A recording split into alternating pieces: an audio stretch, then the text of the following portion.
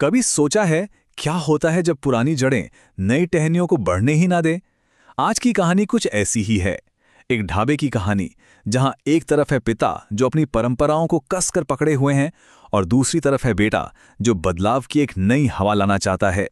पर यह सिर्फ एक ढाबे की कहानी नहीं है, यह विरासत के असली मतलब को समझने का एक, कह सकते हैं, एक सफर है। सिर्फ धुआं। सोचिए, एक वक्त था जब यहां कहानियां पकती थीं, ठहाके गूंजते थे। पर आज बस एक खामोश धुआं है।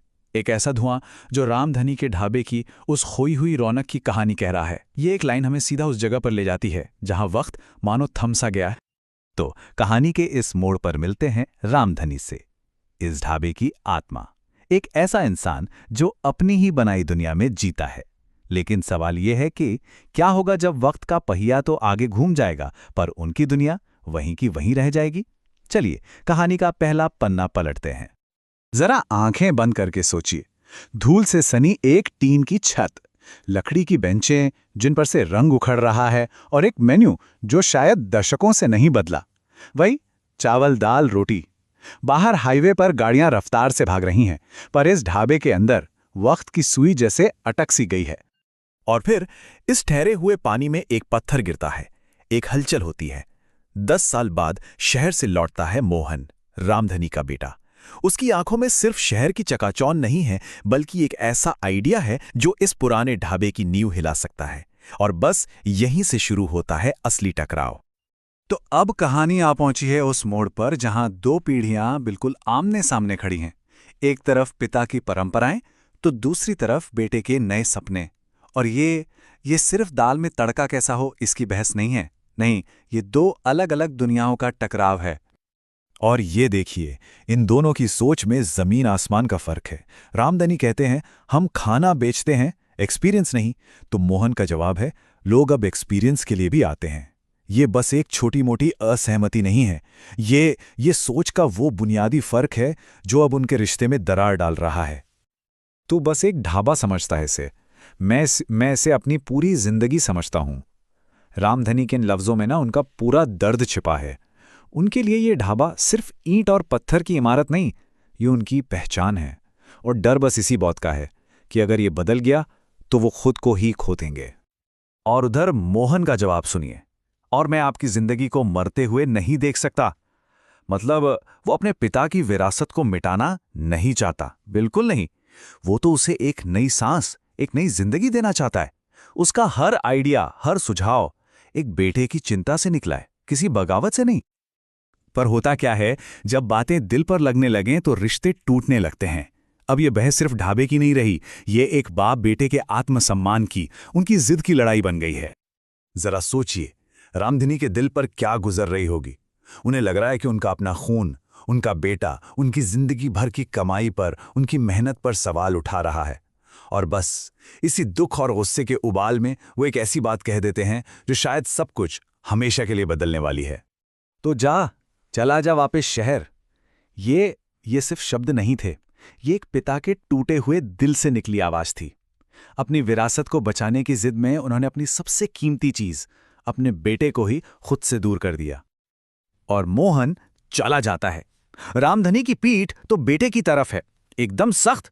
लेकिन आज पहली बार उन्हें उस ढाबे में ठंड का एहसास होता है। ये मौसम की ठंड नहीं है, ये अंदर के अकेलेपन की ठंड है। वो ठंड जो चीख चीख कर बता रही है कि उन्होंने आज क्या खो दिया है। कहते हैं ना, कभी कभी जब सारे रास्ते बंद लगते हैं तो एक पुरानी जानी पहचानी आवाज ही रास्ता दिखाती है।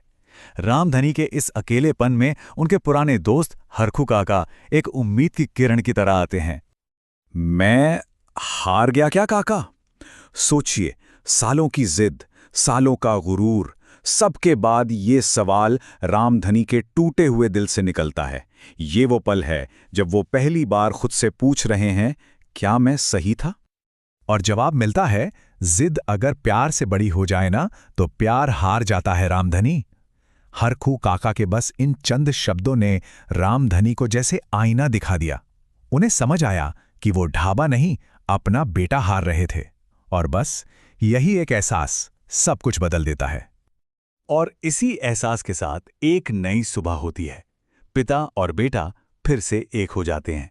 पर इस बार वो मिलकर एक ऐसा ढाबा बनाते हैं जहां मोहन की नई सोच भी है और रामधनी की पुरानी आत्मा भी।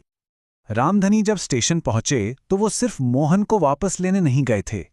वो अपने अहंकार को, अपनी जिद को पीछे छोड़ने गए थे। और जब उन्होंने कहा, ठीक है, तेरे ढंग से, पर मेरी आत्मा के साथ, तो ये सिर्फ एक समझौता नहीं था, ये एक नए रिश्ते की शुरुआत थी। और फिर जो हुआ वो किसी जादू से कम नहीं था। मोहन के नए आइडियाज और रामधनी का सालों का तजुर्बा, जब ये दोनों मिले ना, तो ढाबे की जैसे काया ही पलट गई। धूल की जगह ताजगी आ गई, पुराने मेन्यू में नए जायके जुड़ गए, और देखते ही देखते वो खाली पड़ी बेंचें फिर से लोगों की बातों और ठहाकों से गुलजार हो गईं। तो सब कुछ पटरी पर आ गया था, पिता पुत्र एक साथ, और ढाबा भी हिट। कहानी का हैप्पी एंडिंग लग रहा है ना? लेकिन रुकिए, कहानी का असली मोड़, असली क्लाइमैक्स तो अभी बाकी था। एक ऐसा मोड़ जो विरासत के मायने ही बदल कर रख देगा। एक रात जब ढाबे में सब शांत था, रामधनी ने चुपचाप एक मुड़ा हुआ कागज मोहन की तरफ बढ़ाया। अब उस कागज में क्या था? कोई वसीयत, कोई शिकायत, या कुछ और ही? मोहन ने कांपते हाथों से वो कागज खोला और उस पर सिर्फ 2 शब्द लिखे थे, बिक्री समझौता। एक पल के लिए तो जैसे मोहन की दुनिया ही हिल गई। क्या मतलब? क्या उन्होंने सब कुछ बेच दिया? लेकिन जैसे ही मोहन ने उस समझौते की आखिरी लाइन पढ़ी, कहानी ने एक जबरदस्त मोड़ लिया। ढाबा बिका जरूर था, पर किसी और को नहीं। नया मालिक था मोहन रामधनी। जी हां, रामधनी ने अपने ही बेटे को उस ढाबे का नया मालिक बना दिया था। और तब जाके रामधनी का असली इरादा साफ हुआ। वो मोहन को अपनी विरासत का बोझ नहीं देना चाहते थे। नहीं, वो तो उसे अपने सपनों का मालिक बनाना चाहते थे, उसे आजादी देना चाहते थे। उन्होंने ढाबा बेचा नहीं था, उन्होंने तो अपने बेटे को पंख दिए थे ताकि वो अपनी खुद की उड़ान भर सके। तो ये कहानी हमें एक बहुत गहरे सवाल पर लाकर छोड़ देती है कि कैसे कोई अपने अतीत का, अपनी जड़ों का सम्मान करते हुए भी एक नया भविष्य बना सकता है। शायद विरासत वो नहीं है जो हम किसी के लिए पीछे छोड़ जाते हैं। विरासत वो है जो हम आने वाली पीढ़ी को आगे बढ़ने के लिए देते हैं। सोचने वाली बात है ना?